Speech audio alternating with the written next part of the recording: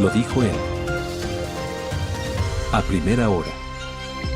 Y les propongo hablar de otro tema que un poquito les alertaba, ¿no? Y creo que nos ha pasado a todos en algún momento de nuestras vidas. ¿Cómo salir del laberinto de las deudas, ¿no? Creo que es importante conocer incluso experiencias internacionales en ese sentido.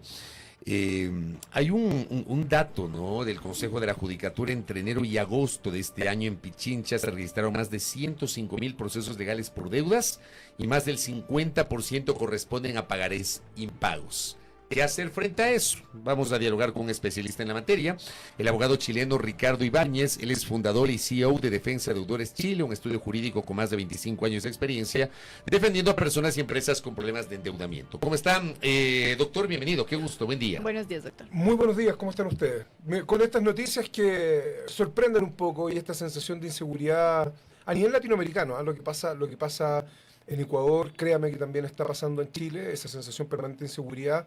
Estuve el día lunes también en Lima, también se está viendo un clima tenso donde créame que muchas veces la paz social se ve truncada por estos problemas de endeudamiento. Muchas veces la sensación de injusticia, la sensación de ahogo, la sensación de desesperación hace que la paz social se quiebre por varios motivos, por cierto, pero uno de estos pequeños ingredientes puede tener relación con el sobreendeudamiento y la angustia que viven muchas familias, familias de clase media, que es la clase, ¿no es cierto?, más golpeada en todos los países. Esa familia que para que su hijo pueda estudiar debe endeudarse, que para poder vivir de manera digna tiene que recurrir a herramientas de crédito. Ese comerciante que quiere salir adelante y que no tiene acceso a la banca formal y tiene que endeudarse informalmente a altas tasas de interés, hacen que hoy día estemos viviendo este clima de endeudamiento que cada vez de una u otra manera hace más difícil el andar y se transforma ya no tan solo en un problema financiero, porque generalmente las deudas uno lo asocia a un problema de finanzas, de flujo de caja, de activos, de pasivos, y pasa a formar parte de una problemática social. Nosotros en 25 años en Chile, en 3 años ya en Ecuador, nos hemos dado cuenta que el problema del endeudamiento no es tan solo el problema que afecta al bolsillo de las personas, sino que afecta también su día a día. Un trabajador endeudado es un trabajador con mayor ausentismo, es un trabajador más improductivo. Es un trabajador más estresado, que no tiene paz mental incluso. Que muchas veces cae en el abuso del alcohol y las drogas para ir el problema. Que muchas veces inclusive se ve expuesto a la comisión de delitos.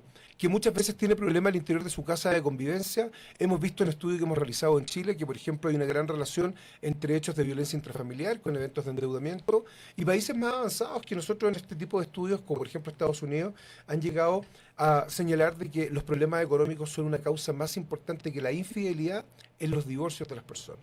¿Cómo hacer entonces para salir de aquello? Usted nos ponía, digamos, sobre la mesa este análisis que dice hay familias, y que de hecho es así, hay familias que, por ejemplo, tienen que endeudarse para mandar a estudiar a su hijo, tienen que endeudarse para tener una calidad de vida, digamos, mínimamente digna, ¿verdad? ¿Cómo hacer primero para que eso no pase y luego, ya que uno está sobreendeudado, cómo hacer para salir? A ver, primero, la educación financiera, la educación legal financiera es algo que debiese estar en el ADN de la educación primaria, ¿ya? Debiésemos acostumbrarnos a hablar de dinero. Hablar de dinero muchas veces es mal visto. Nosotros al interior de nuestra casa, los que tenemos el privilegio de ser padres, no nos gusta trasladar nuestros problemas financieros a nuestros hijos, a nuestra pareja. A la mujer no le gusta desnudarse frente al marido con las deudas que puede estar pagando. Al hombre siente que si habla de deudas está incumpliendo el rol que la sociedad malamente le impone, ¿no es cierto?, de ser un proveedor. Primero es entender de que es algo de lo cual hay que hablar. Segundo, también vivir acorde a nuestras realidades. Hoy día nosotros hemos visto, sobre todo en los jóvenes, entre 18 y 24 años, un aumento sostenible de endeudamiento, y ese endeudamiento tiene un origen en pertenecer a un determinado grupo social. Hoy día los jóvenes en nuestro país, y me imagino que la realidad ecuatoriana no es tan distinta, muchas veces se endeudan por tener el último teléfono, muchas veces se endeudan por tener las últimas zapatillas, muchas veces se endeudan por tener el último computador. Las redes sociales nos ayudan, y ayudan mucho en esto, en vivir en el mundo de la inmediatez y donde el tener parece ser el sinónimo del éxito. Y si no tengo el acceso rápido a esto, recurro a herramientas de endeudamiento, que es una verdadera droga, ¿no es cierto? Me dan una satisfacción inmediata y después me quedo durante el tiempo cumpliendo con esta obligación eternamente. Pero ¿qué hacer, digamos, cuando no es por este tema de quiero estar actualizado digamos, en la computadora, qué sé yo, en el celular, quiero cambiarlo, actualizarlo, etcétera, sino cuando estas medidas pues responden a unas necesidades que no pueden ser suplidas de otra manera, sino endeudándose. Sí, a ver, ahí lo importante es tomar decisiones oportunas, y decisiones inteligentes y asesoradas. Hoy día hemos visto que muchas veces las personas, por dejar estar una deuda, por renegociarla a intereses que no les convienen, después terminan sometidos a una coactiva donde el monto por el cual lo están demandando es muy distinto al monto que originalmente se obligaron. Entonces, en ese primer contexto es tomar medidas tempranas, e inteligentes. En segundo lugar, avanzar en la legislación. Nosotros en Chile, en los 25 años que llevamos, logramos trabajar y empujar hacia que tuviésemos una ley de segunda oportunidad. En Chile ya hace 10 años las personas tienen la posibilidad de quebrar, que es algo que en países como Estados Unidos, España, Colombia, existe también hace muchísimo tiempo, que es darnos una segunda oportunidad. Hemos avanzado como sociedad en numerosas legislaciones respecto de otras materias. En Chile hace mucho tiempo, si tú cometes un delito, cumples tu condena, puedes eliminar a través de un procedimiento administrativo tus antecedentes penales y quedas con tu hoja de vida de antecedentes como que nunca hubieses cometido un delito. ¿Se puede hacer eso? Absolutamente. Cumples tu pena. Eso creo que no pasa acá, ¿o sí? No. No pasa acá, ¿no? Entonces puedes eliminar un delito. Si tú en Chile te casas, tenemos una ley de divorcio desde el año 2004, puedes también divorciarte, decir, oye, me equivoqué, elegí mal el hombre, elegí mal la mujer, quiero una nueva oportunidad, quiero volver a casarme. Sin embargo, pareciera ser que hasta antes del 2014, que se dicta la ley de insolvencia, tú contraías una deuda y no la pagabas y de eso nadie se olvidaba. Hace 10 años tenemos una ley que hoy día estamos trabajando en Ecuador con el objeto de poder sensibilizar a la población, de poder sensibilizar a los congresistas, de poder sensibilizar a un parlamento, con el objeto de poder trabajar en la elaboración de una ley que permita que las personas tengan una segunda oportunidad. Todos nos hemos equivocado en la vida, en distintos aspectos. En el colegio a lo mejor reprobamos un curso, en la universidad reprobamos un ramo, nos metimos en un trabajo, nos metimos en un negocio y nos fue mal. Tenemos que tener una legislación acorde a lo que hablamos hoy día. Hoy día se habla del emprendimiento, la palabra emprendimiento está bien manoseada, pero para poder hablar de emprendimiento, de startup, de que los jóvenes realicen negocios, de que las personas puedan desarrollar un segundo ingreso, tenemos que tener una legislación que te dé la oportunidad de equivocarte, porque, como decían los romanos, ¿no es cierto?, en ese lenguaje latín, que me recuerdo esas clases de cuando tenía 18 años, errar humanum est. Ahora, pero para eso, primero hay que solucionar el problema. Ya tenemos un problema de sobreendeudamiento. ¿Cómo encaminar esa solución para poder salir de esta suerte de laberinto en el que muchas veces nos encontramos por el sobreendeudamiento? ¿Qué pasos habría que cumplir? Hay dos aristas. Una, primero hay que tener un consumidor y deudor responsable e informado. Y ahí la educación financiera juega un rol fundamental. Y segundo, también en Chile ocupamos un dicho que no sé si acá se ocupará y no sé si se entenderá fácilmente, pero en Chile siempre se habla de que la culpa no es del chancho, sino que de quien le da el afrecho. Es decir, también hoy día hemos observado de que las instituciones financieras son bastante laxas, bastante livianas en el otorgamiento de crédito. Entonces, tiene que haber una educación de lado y lado, que los créditos sean entregados responsablemente y que los deudores consuman responsablemente también.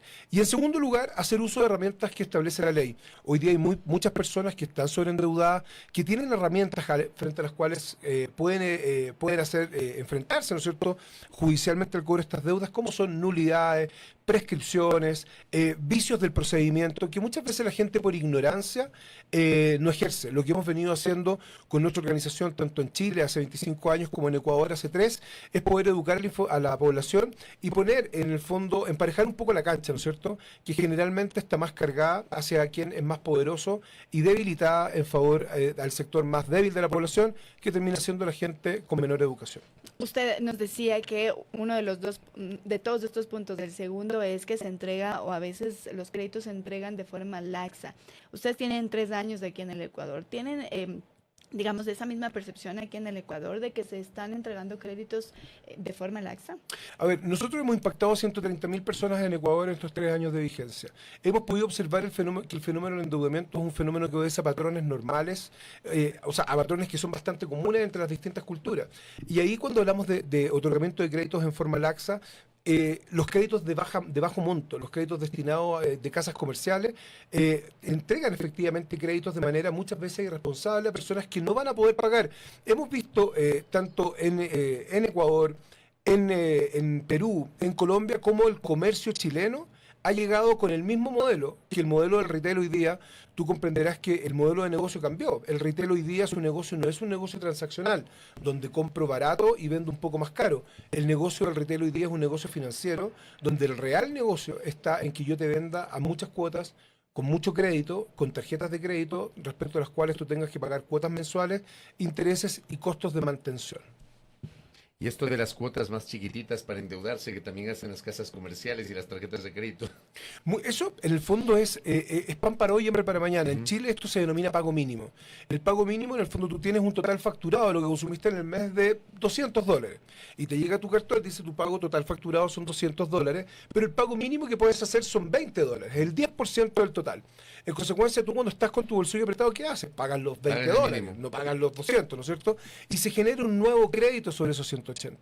Y esos créditos, en el fondo, técnicamente, no quiero en el fondo hablar con términos tan técnicos, pero se denomina natocismo, es decir, es cobrar intereses sobre intereses. Y en ese contexto, la gente, dada la debilidad de su sistema financiero, dada la escasez de dinero líquido que tiene, opta por estas opciones que hacen que el negocio financiero finalmente termine siendo el 80% en muchos casos del EBITDA del retail. Pero, por ejemplo, si tengo que pagar 200, el pago mínimo es 20, el 10%. ¿Cuánto es lo recomendable? Digamos que no tengo los 200 para pagar, pero quiero pagar más del mínimo. ¿Cuál es el porcentaje adecuado para tratar de minimizar un poquito este anatocismo que usted mencionó? Lo que tenemos que entender es que cuando nos ofrecen este pago mínimo, el 95% del pago mínimo va imputado a intereses. O sea, no estoy... El 95%. No reduzco interés. No reduzco. ¡Qué barbaridad! ¿En serio? En ese contexto, cualquier suma superior va a poder permitirme amortizar capital. Lo que uno quiere en el fondo es no pagar, o sea, aceptas pagar intereses, pero quieres ir amortizando capital. Cuando pagas el pago mínimo, el 95% en promedio de lo que estás pagando va a gastos de administración de tarjeta, a costos administrativos y al pago de intereses. Por eso que nosotros en Chile llamamos este fenómeno... siempre decimos que es como cuando tú vas a la playa en verano, ¿no es cierto? Y tiras un vaso de agua en la arena. Desaparece de inmediato, no lograste humedecer nada, se lo chupa, lo absorbe de inmediato. Eso pasa cuando pago el mínimo. Eso pasa cuando pagas el mínimo, entras en un loop de pago del cual no vas a salir nunca. Es decir, ¿usted recomendaría o sugeriría que, por ejemplo, si no se tiene para pagar el monto total del mes de la mensualidad, se difiera más que se pague el mínimo? O sea, no vas a poder diferirlo siempre y cuando la tarjeta de crédito tenga la posibilidad, ¿no es cierto? Claro que no todas ofrecen esa posibilidad. Nosotros recomendamos 5 cosas. Primero, pagar en la fecha de vencimiento. Segundo, pagar el total facturado. En tercer lugar, no ocupar el cupo total de las tarjetas de crédito. Siempre es bueno no reventar la tarjeta. No, tener espacio de endeudamiento. Siempre tener un espacio de endeudamiento. En cuarto lugar, conocer las condiciones particulares de cada tarjeta y de cada institución financiera. Por ejemplo, hay algunas que te permiten pagos diferidos. Y en quinto lugar, no calcular, y eso hemos visto que es un fenómeno que se repite tanto en Ecuador como en Chile, no calcular tu endeudamiento en base al valor cuota, sino que calcular tu endeudamiento en base al valor total del crédito. Muchas veces la gente dice, este teléfono cuesta $1.500. $1.500 y con el crédito de pagar $3.000. Estoy pagando dos veces el teléfono. Pero la gente, ¿cómo se endeuda? Dice, no, pero si la cuota son $99. Y no se dan cuenta, están pagando 36 cuotas de $99. En consecuencia, se fijan en el valor de la cuota de acuerdo a sus flujos, pero no están fijándose en el costo total de adquirir un determinado bien o servicio. Oiga, retomo el ejemplo que usted mencionó, el de $200, pago 20. Digamos que no tengo los 200, quiero pagar más. Pago 100 en lugar de 200. ¿Es conviene eso? Nosotros generalmente recomendamos pagar al menos el 50% del total. Correcto. O sea, del total que tengo que pagar, tratar de tener al menos la mitad. Así es. Esa es una buena alternativa. Esa es una buena alternativa y que en el fondo te genera amortización de capital, que es lo que todos buscamos. Las tarjetas de crédito tienen un costo de administración. Cuando tú muchas veces dices, compra con esta tarjeta en 3 cuotas, precio contado, tú entiendes, lo que entiende cualquier persona, ¿no es cierto? Que si el producto cuesta 300, las 3 cuotas, precio contado, son 3 cuotas de 100. Eso es lo que deberíamos entender. Sin embargo, las tarjetas de crédito traen asociado un costo de administración, que en algunos casos es bajo, son $5, $8, $10. En Chile hemos observado algunas tarjetas que tienen $22 de costo de administración mensual. Entonces la persona compra un bien de $150 en 3 cuotas y termina pagando finalmente 3 cuotas de $72. en consecuencia, el negocio de las tarjetas de crédito, y por eso es que el negocio de las tarjetas de crédito es tan importante en nuestra economía, está en colocar tarjetas de crédito por el costo de administración mensual que estas tienen. En Chile, por ejemplo, hay una gran marca que también está presente en muchos países de Latinoamérica, que tiene más de 8 millones de tarjetas colocadas. Esa tarjeta tiene costo promedio $6 de mantención todos los meses. Yo te invito a que multipliques 8 millones por 6 y te va a dar $48 millones que obtienes de ingresos solamente por tener colocada la herramienta de crédito, sin entregar ningún producto en definitiva ni ningún servicio. Oye, realmente me he quedado loco con lo que está explicado, porque y creo que muchos de los oyentes, de los seguidores, de los internautas no tenían mucha noción sobre esta explicación. Creo que lo más importante, lo que nos ha dicho nuestro invitado, es la parte del mínimo. Paga el mínimo, no pagar el mínimo, por favor. Porque a veces uno apretado para cumplir, para que no te insistan y no te atosigan con las llamadas, pagas el mínimo para salir en ese momento. Pero miren ustedes, esa recomendación, tratar de pagar al menos el 50% del monto total. Acá tenía un mensajito que, a ver, se me perdió por acá. Allá. Acá, por ejemplo, un oyente dice, por eso se hace el préstamo francés, o sea, la tabla francesa para pagar intereses y capital, nunca pago el mínimo. ¿Es así? Sí, la tabla Cuando, por ejemplo, francesa. hace uno un crédito, porque eso se aplica para los préstamos más que para la tarjeta de crédito. Y nos dicen la tabla francesa o la tabla alemana, me parece que es. Sí, eso, lo que te quiere explicar eso de una u otra manera es que mediante esta tabla vas amortizando, partes amortizando más intereses y menos capital. El negocio es un negocio, si tú te das cuenta en un crédito hipotecario, por ejemplo, los primeros años pagas solamente interés. Y es por eso que en Chile el mercado del crédito hipotecario tuvo un boom en los años, en la década entre el 2010 y el 2020, donde se llegó a financiar el 100% de las propiedades. ¿Cuál era el negocio? Que finalmente los últimos 10 tú terminabas amortizando capital y los primeros 20 pagabas prácticamente puros intereses.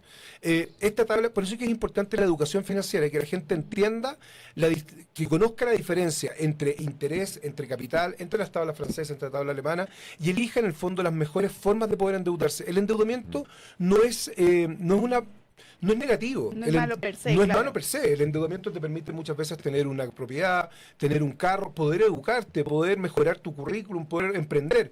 Lo que sí complica hoy día a la gran mayoría de los bolsillos es el endeudamiento de consumo, el endeudamiento de corto plazo. Ese endeudamiento de consumo y corto plazo, lamentablemente, está sujeto a altas tasas de interés que no hacen sino empobrecer los bolsillos de la clase media. Oye, acá me preguntan, ¿cuál es la mejor, la francesa o alemana? Desde mi perspectiva, va a depender de los flujos que tengamos, si nuestros flujos son permanentes o tienen varianza. O varían. Sí, si varían, por ejemplo, si no tengo un ingreso, digamos, fijo cada mes, sino variable, ¿qué tabla? Yo creo que la tabla francesa, de una u otra manera, es la que te permite de mejor manera controlar eventualidades que puedas tener a lo largo del otorgamiento del crédito. Oiga, y lo último, acá un oyente me pregunta, no sé si tiene respuesta para esto. Acá el Banco del Seguro Social, que nos concede créditos hipotecarios, prendarios, quirografarios, dice y pregunta al oyente si se puede hacer abonos parciales al capital de un préstamo quirografario, por ejemplo, con el Banco del Seguro Social. No sé si usted tiene esa respuesta. Sí, créditos quirografarios son como créditos balistas desde en nuestra legislación. Y sí, pueden hacerse. Y pueden hacerse inclusive en el evento que el acreedor no quiera recibirlo, se pueden hacer mediante un mecanismo que se denomina el pago por consignación. Así que le invito a que se informe acerca de cuál es la modalidad de ese tipo de pago para poder realizarlo y amortizar deuda con el objeto de no generar mayores intereses y gastos de cobranza. Oiga, muy interesante. ¿Eh? Sí, la próxima que venga le vamos a invitar de nuevo para seguir hablando. Muy amable, que tengan un muy buen día. Muchas gracias por la invitación. Qué gentil a nuestro invitado Ricardo Ibáñez, chileno, CEO y fundador de Defensa de Deudores Chile, que está acá en el Ecuador, por cierto. Hoy a las 9 de la mañana va a haber un conversatorio sobre endeudamiento en el Ecuador. Qué importante hablar de esto, ¿no? Y las reformas urgentes para una segunda oportunidad, donde también van a participar César Coronel, que varias veces lo hemos entrevistado, gerente general de Defensa de Deudores Ecuador, y Cindy Aguiar, quien es directora del Centro Integral de Asistencia Legal de la Universidad de las Américas. 9 de la mañana acá en Quito, en el Club de la Unión. Gracias a nuestro invitado, a Ricardo Ibáñez. Muy provechosa esta entrevista. Creo que nos ha permitido entender un poquito este concepto del sobreendeudamiento y la necesidad de que todos podamos, obviamente, generar esta cultura en el manejo de nuestros recursos. Primera plana. Todas las noticias, todas las voces.